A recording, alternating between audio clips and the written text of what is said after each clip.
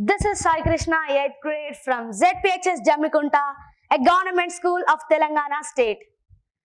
Dear audience, just imagine a situation. One organization is conducting a contest on social studies subject and declares that the topper of the contest gets 1 lakh cash prize. Just imagine that I am one of the contestants. My motto is to get 1 lakh as the bounty overshadows the subject. Here, my thoughts are obviously on 1 lakh cash prize. Time is very less, so I learn everything by heart. Here, I am forced to earn 1 lakh rather than the essence of the subject by giving very less time for preparation. What is the motto of organizing this contest? Is it to make me familiar with every concept of subject or making me happy by giving 1 lakh cash prize? I am in confusion. I may win 1 lakh rupees, but the purpose is lost here. I want to present another episode from the history. Have you ever heard about Great Hanoi Rat Massacre, which occurred in 1902 in Hanoi, which is in Vietnam, but then it was a colony of France. Let's discuss what it is. The French government wanted to modernize Hanoi, but the problem was heavy population of rats. It was so high that all the developmental works were spoiled by rats. The authorities started hunting down the rats. The work's progress was very slow due to labor strikes.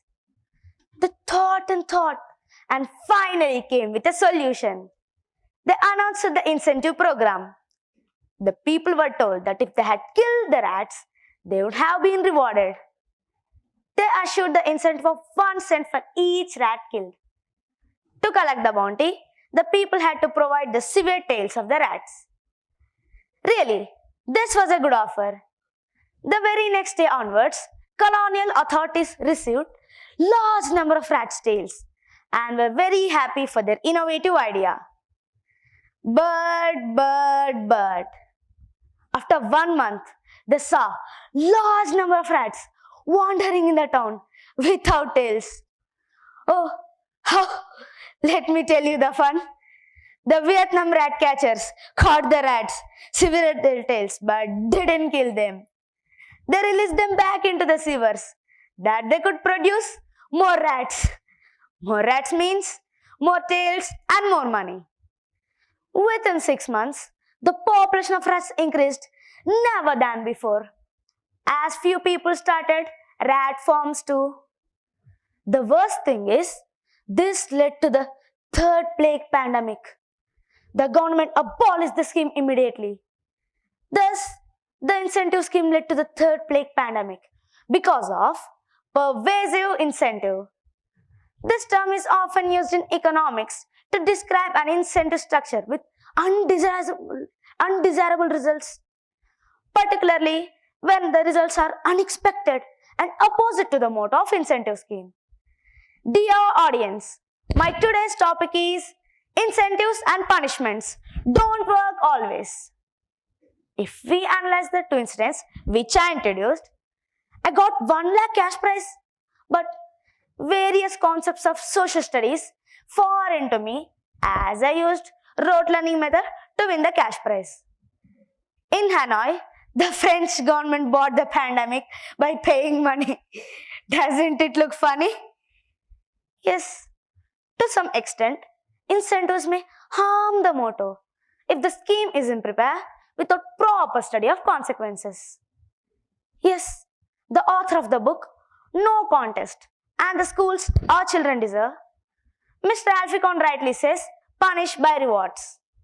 One of the books written by the same author, Punished by Rewards, title are The Trouble with Gold Stars, Incentive Plans, Ace Praise, and Other Prides. Reward or incentive should scrutinize the hard effort that is put in.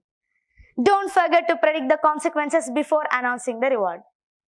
In my opinion, success is the true incentive, nothing else. One simple example that we see daily: mother or father allows a child watch mobile to make them eat. Here, mobile watching is used as an incentive for making the kids eat.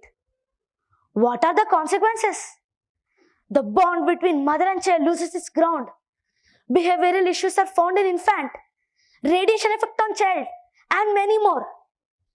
Doesn't it look senseless? I request all the parents not to make mobile as an incentive for making the kids eat. Punishment. This is very popular with parents and teachers. I don't mean we should not put in order when we become disorder. But in what way? Most of the teachers feel that punishment changes our behavior. But I say punishment teaches us pretension. Most of the parents feel that punishment makes us disciplined. But it teaches us how to create convincing lies. I emphasize it. Most of the teachers feel that punishment changes our behavior.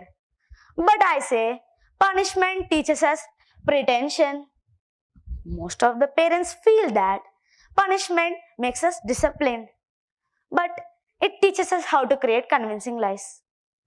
Then how to teach us discipline? Punishment and discipline are polar opposite.